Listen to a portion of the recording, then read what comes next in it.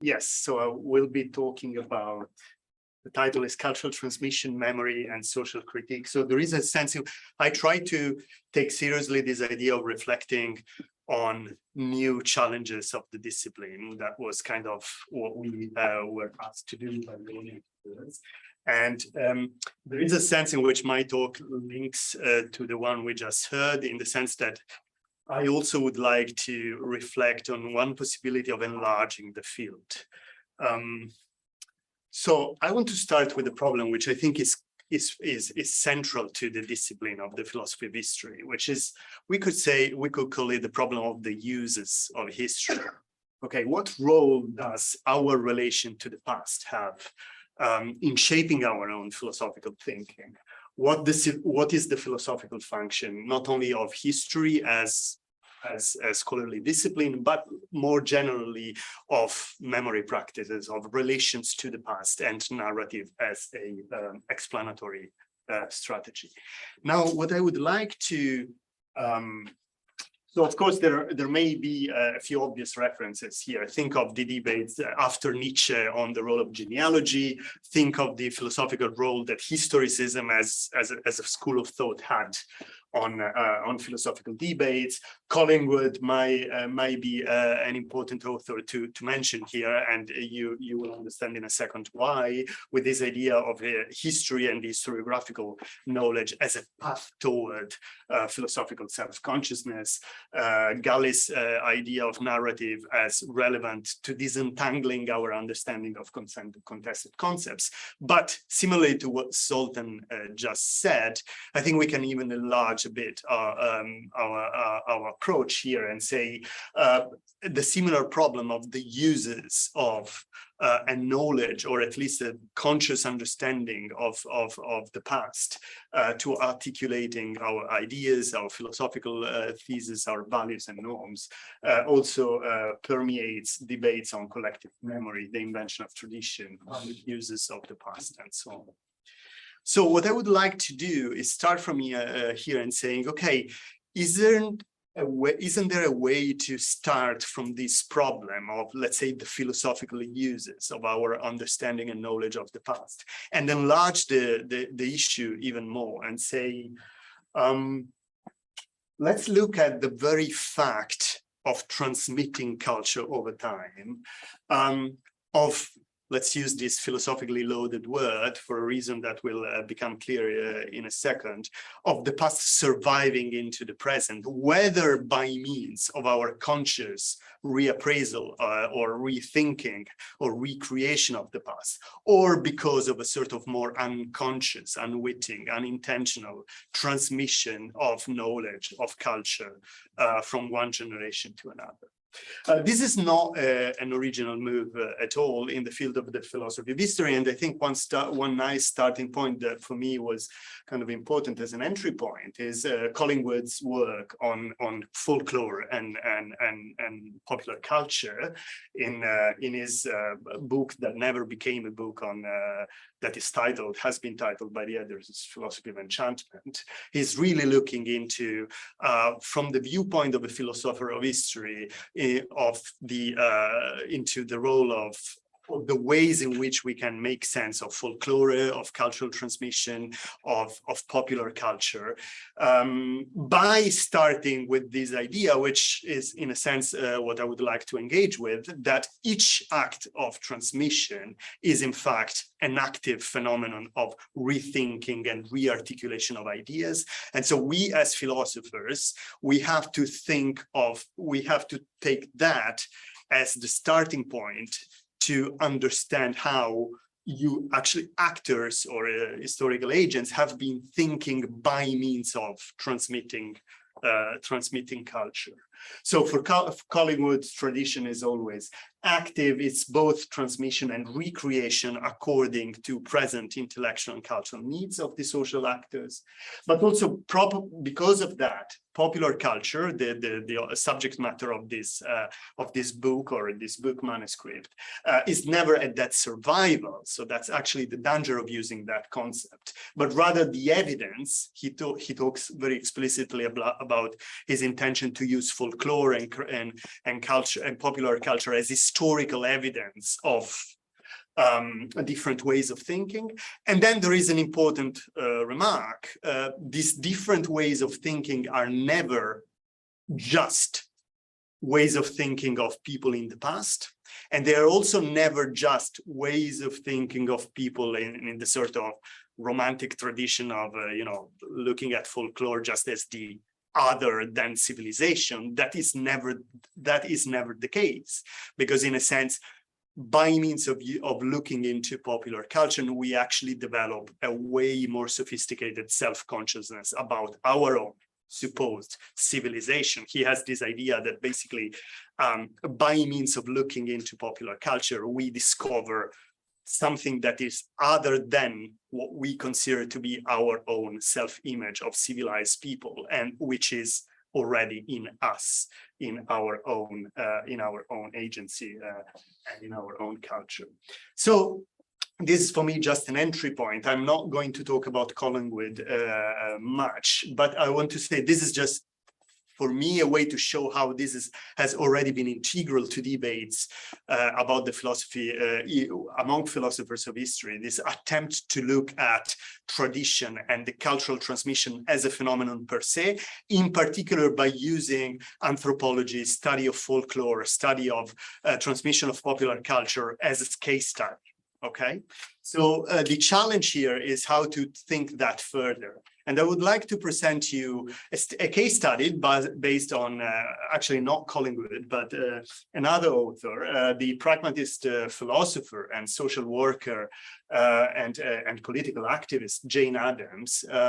She's a scholar on which I did some other work for different reasons, and I started being very interested in the way she thinks of folklore and cultural transmission, which for me somehow points to a new way of thinking of the problems I was mentioning before, also in relation to debates about philosophy of history, the question of cultural memory, and the question of the link between historiography and cultural memory.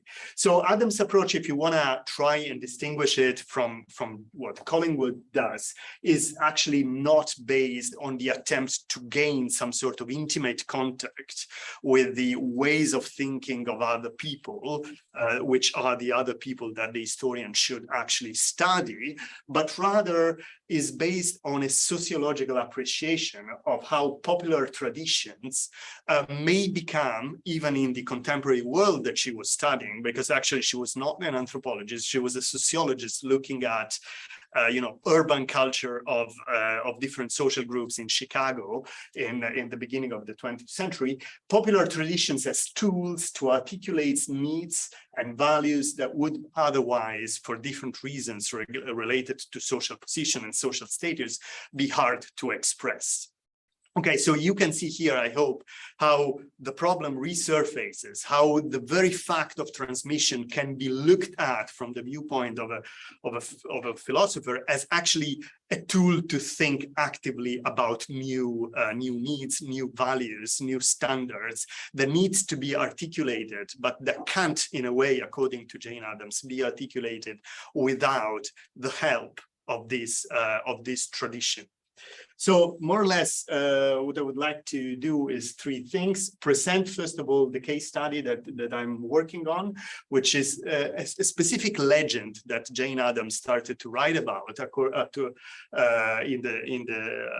around the year 1916, about a baby with the shape of a devil, actually a baby devil that was supposed born in the social house where she was working, and how she wrote about this legend, this folkloric story. I will be putting forward an interpretation, or at least mentioning an interpretation of this story, which kind of is linked to some work that has been done on Jane Addams recently, especially on the side of feminist philosophy.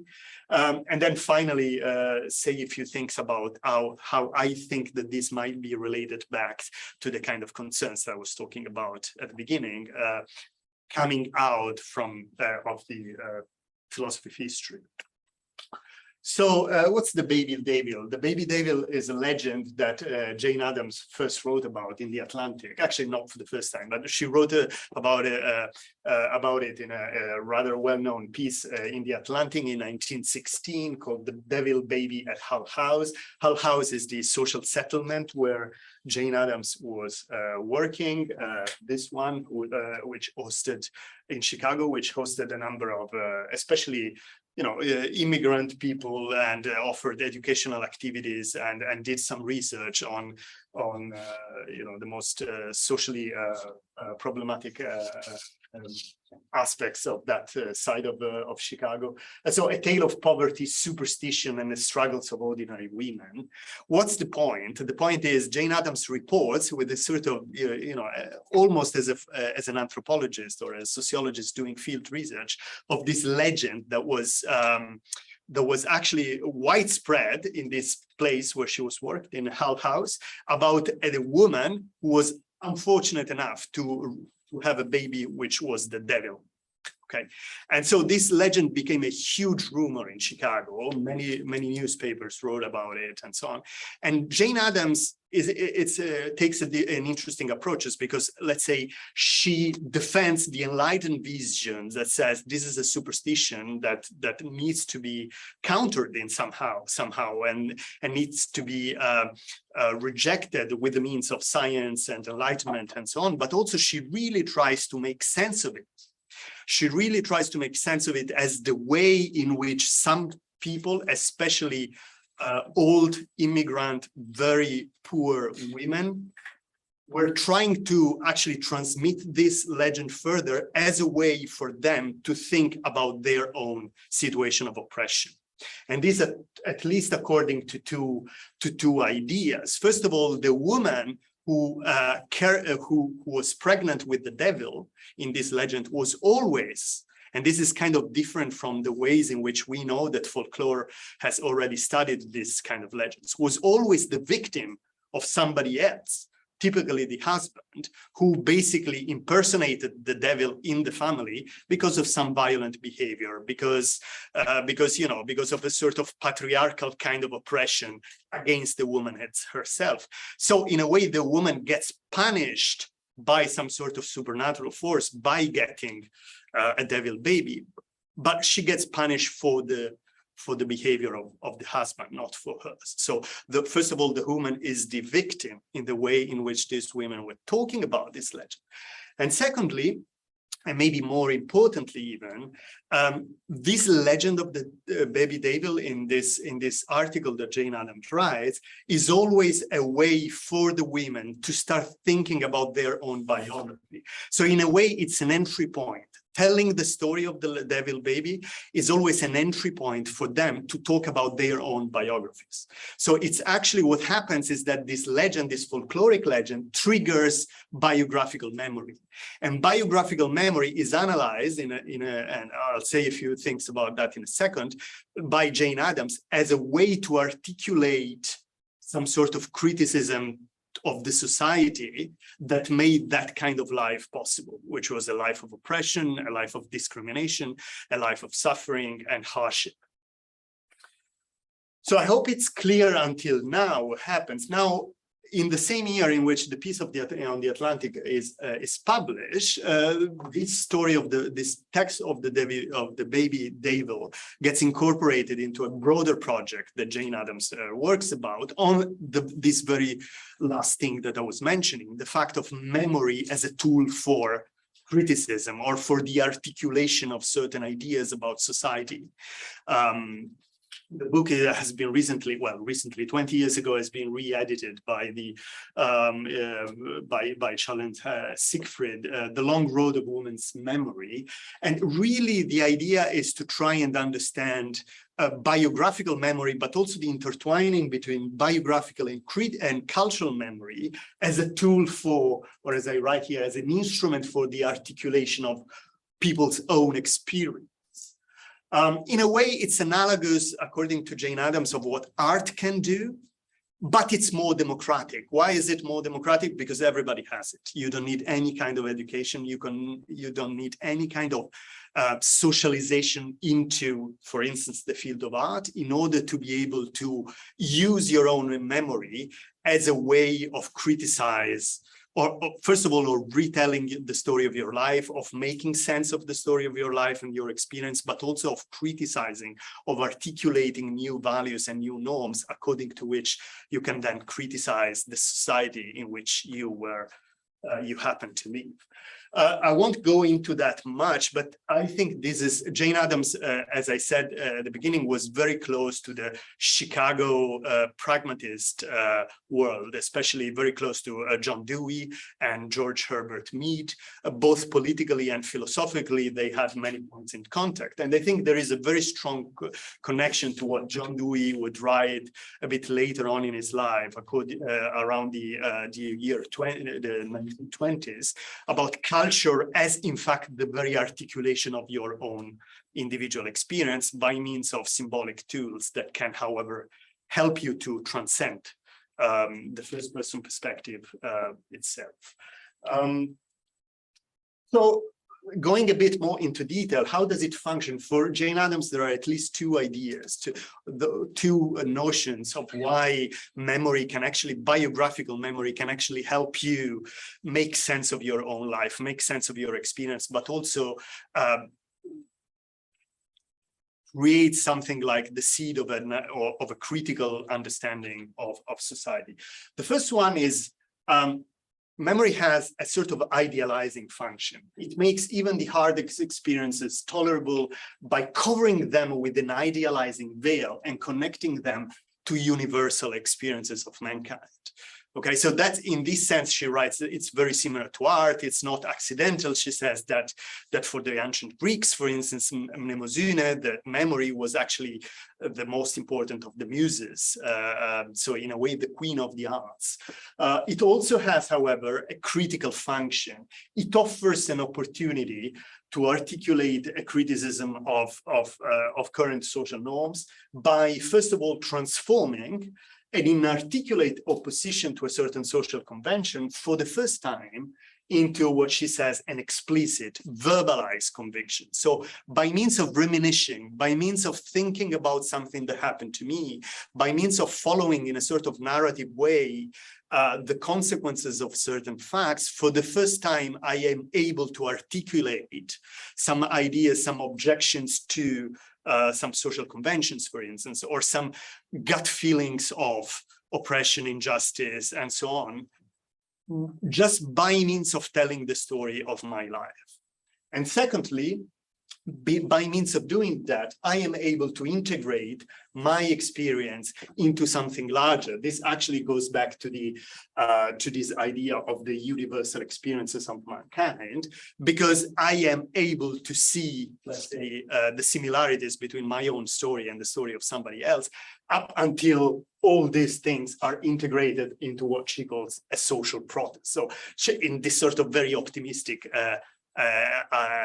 way, she really thinks that the way people, especially women, because the book is dedicated to women, talk about their own lives can be actually a first trigger of something bigger like a social protest. The story of the Devil Baby is, of course, not biographical memory, but she talks about it as a sort of cultural memory aspect that is integrated into this biographical memory. So the Devil Baby story, the very fact that I narrate this story and that I transmit further this story, becomes, for the women that she's analyzing, a trigger of autobiographical memory, and itself a spur to the articulation of criticism of social norms and so on. There is one reason why that happens is that there is a symbolic aspect. As I said before, the baby is a symbol of an evil that a family incurs, especially faced of violent, degrading, irresponsible behavior of the husband or the father of the baby.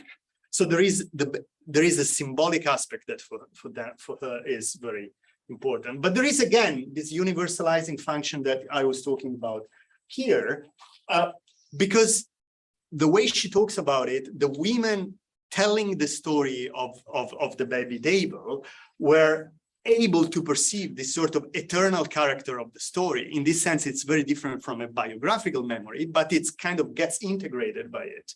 Because the very fact of the eternal character of the story helps women carry out a generalization of their experiences. And also there is another aspect, which is the very act of narrating this extraordinary story related to something that is very much has very much to do with women's experience, namely the fact of birth, makes it possible for women to claim a specific kind of expertise and authority in a world which devoids them of a voice.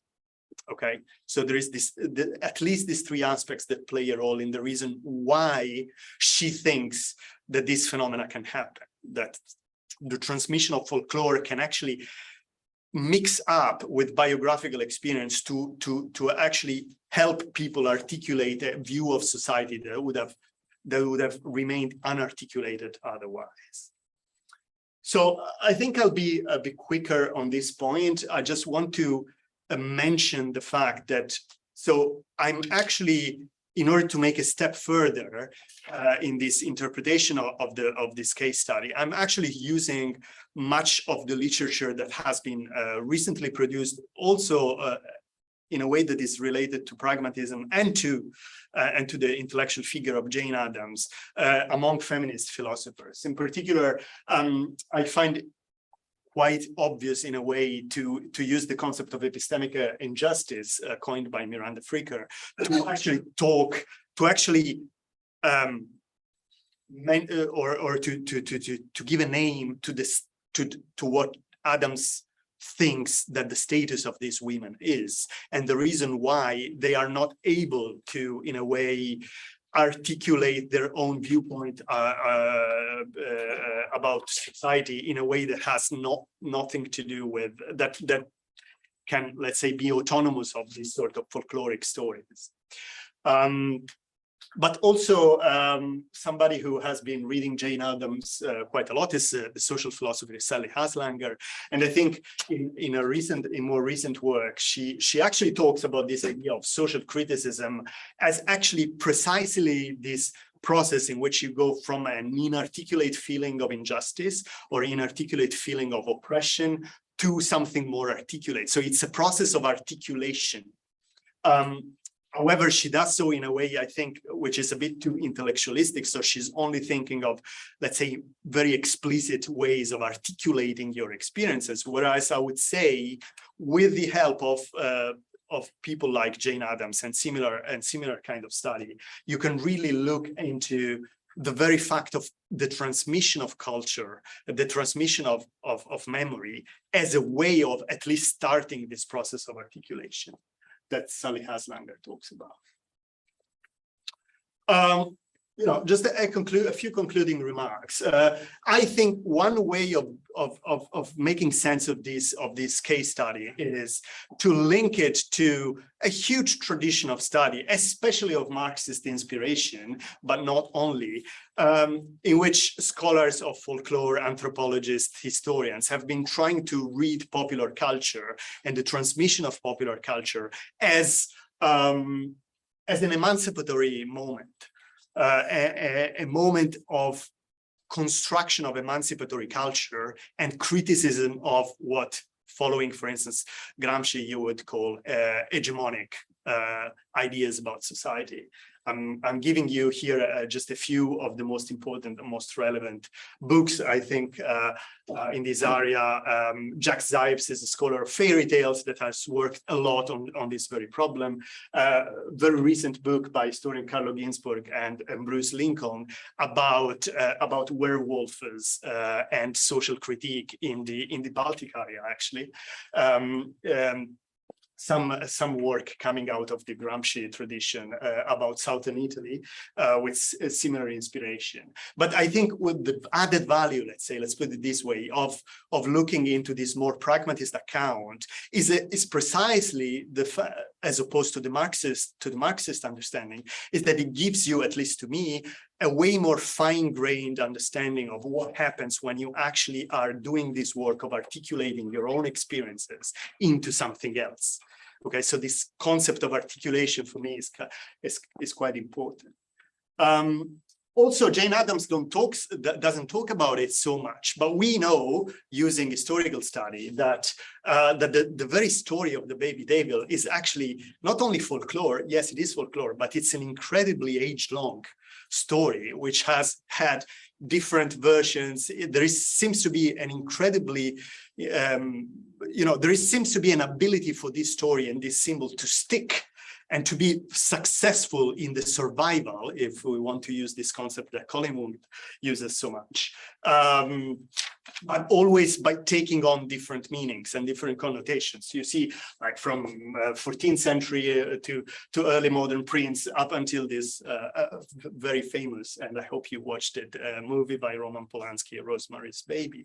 So what do we do of this incredible ability of the story to stick? I think we can, I will finish with these two remarks. First of all, we should go beyond the sort of sociological approach of Jane Addams by asking again the question that Collingwood was so interested in. How do we actually use popular culture and folklore as historical evidence? That's, of course, nothing new by now, but I think there is a way in which the philosopher of history should actually participate in this debate that has been carried out mostly by historians and anthropologists, precisely by linking it to this question of what happens when you are actually articulating your experiences by means of the transmission of popular culture. And the second point is something that has been taken on recently, mostly by anthropologists and people doing work which is a bit at the crossroads between cognitive sciences and cognitive anthropology. Why do certain stories stick more than others? How should we actually explain the survival of some symbols as opposed to others? Is there anything that we should explain here? Is the fact that, for instance, the baby devil is more able to resurface, in early modern Europe, in Hollywood and in Chicago in 1916 than other symbols or other stories, something that can help us better understand how culture itself and cultural transmission works. I'll stop here and thank you very much for your time.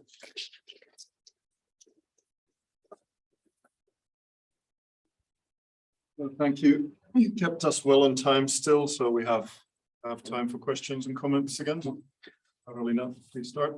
Thank you for a wonderful presentation. Could I have your previous slide, please? So regarding the first point, using folklore as historical evidence, I wonder to which extent would you be comfortable making the same argument for things like literature or jokes alongside folklore? So I wonder if we can, obviously like this talk was about folklore, yeah. but I was wondering whether you would be kind of curious to broaden it out a little bit as well. There is a sense in which like the short answer to your question would be definitely yes, and this is something that cultural historians, for instance, have been doing all the time. To try to give you a more fine-grained answer, I could, for instance, quote the work of Jack Zipes, who tries to actually work on both the level of literature and the level of folklore by saying, if we want to do that, we need to have not only a cultural history of how popular culture has been transmitted over time, but we also need to have a social history of how certain kind of literary genres have evolved. So Fairy Tale and the Art of Subversion is one of the 3 or 4 books in which he tries to show how the very genre of the fairy tale is, of course, dependent on the folk tale.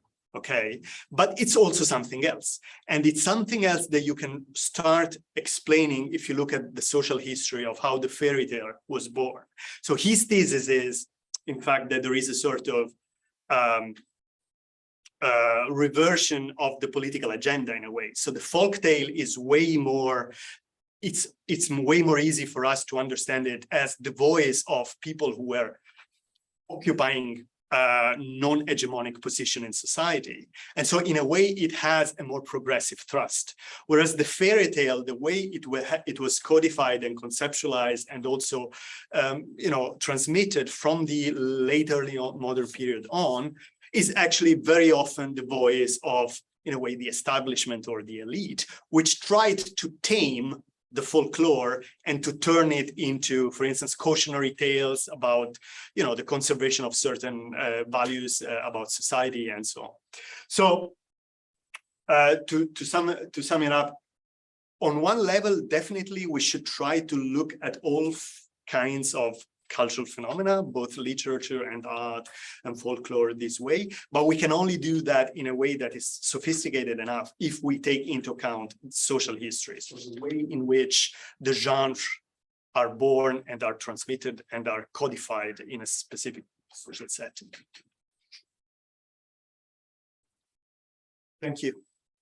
We have 4 more questions or comments in line, so please you start. I'll try to be brief. Yes. Yeah, everyone try to be brief. I think we I think where you were getting was about where I wanted to pick up on maybe. So one thing that's kind of surprising about your last 2 slides is it looks like you're leading up to this. The last 2 claims, it feels as if you're going to be leading up to this big sort of repudiation of sort of what you might think of as mainstream history or something like this, right? Because you frame it in terms of what is history for, what are its uses. Well, things like folklore have this important role of giving us new ways of fighting back against various types of humanistic injustice. You might think that mainstream history is in the business of exactly propagating said injustice. And so I guess this kind of view on how powerful history is seems to put a lot of strong obligations on historians. And so I'm wondering if you could connect these 2 sort of recommendations you have for sort of, as it were, investigative historical practices to these sort of quite strong and I think very plausible claims you've made about the role that history plays in kind of, as it were, shaping our life worlds, often for very bad, negative ways, right? Quite often history makes our lives bad, I take it on your view. And that would mean that, so do these connect with that? It's a good question. I have to say, I didn't think so much of this angle, but I see what you're saying. And I think,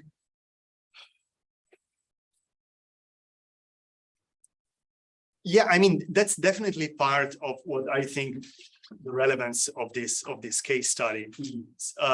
I wouldn't want so far as to say that I want to reject, let's say, traditional ways of doing history, because this would seem way too large. And in a sense, some of the things that I mentioned, for instance, here have been, well received into, historical mainstream. So there is a sense in which there is nothing new.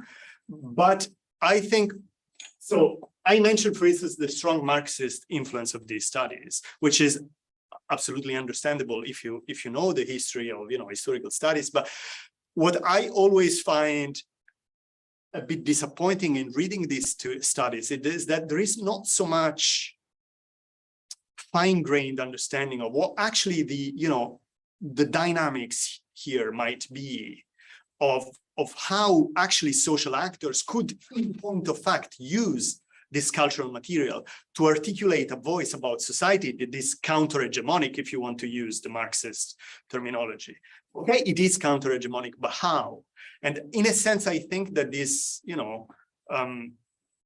left-leaning pragmatist tradition that Jane Addams, in a way, impersonates very well, gives us instruments that have not been sufficiently received by historiography. In this sense, I think might be maybe the way to answer your question. Yeah. I apologize for not knowing all the names of the people in the room, but can I ask you back then? Thanks. Yeah, thank you. Very interesting. As Adams comes out of the pragmatist studies, of course, as you said, there is a question that might be asked about the language, the pragmatist understanding of truth comes to this picture again, because as you say, Adams gives this devastating story also from the point of view of enlightenment. So basically, she does think that there is a sense in which it's false, it's superstitious, right? Yes. And then you could say that if you have a broad pragmatist understanding of truth, then it's serving some of these, roles maybe, and articulating this autobiographical experience, and so having a sort of a social function. There is a kind of a dimension of pragmatic truth there as well, right? So is there a kind of a tension within the pragmatist tradition itself regarding this basic issue of historical. Yeah, can we say that this Devil Baby story is false? It's a very good question. Yeah, I would say yes, there is a tension. In Jane Addams' books, there is a tension. And I think it wouldn't be wrong to connect this micro tension within the book of Jane Addams to a macro problem, which is the problem of truth in the pragmatist tradition. I think if you want to be to do justice of this book, the best way you could interpret it is to say Jane Addams has two different perspectives here. There is a perspective which is internal to the social actor herself. Internally, it's justified to say that the Devil Baby story is true.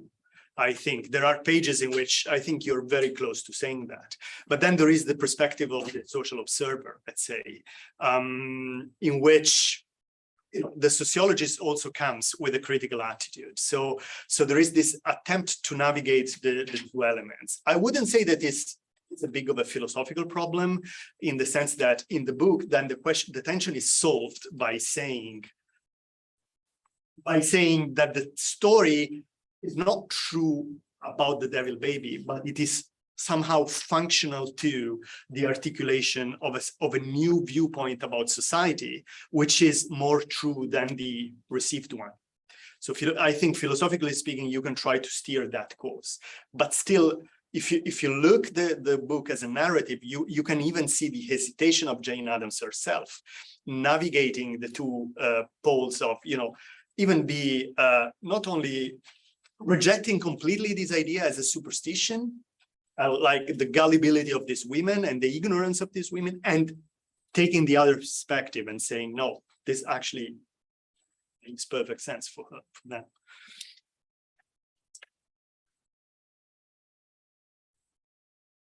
So two more queries, Mira.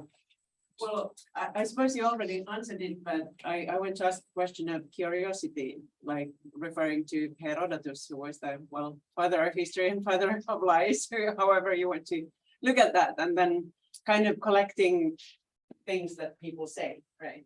And some historians recently have paid attention to exactly the stories about women there, and which probably was by no means an original intention of Herodotus to be subversive or emancipatory. So is it just something that we can later make into those kinds of stories, that they have this role, or independently of what they kind of originally did in the work? Because I suppose in Jane Addams, there is this goal of making the Devil Baby story into kind of emancipatory story for women. Okay, so Whereas in Herodotus, I wouldn't think so. So the question, basically, if I understand you correctly, is how far can we go with the simple notion of curiosity, and how much do we need to postulate that the historian is actually trying to interpret the data that she finds in a way that makes sense? Right.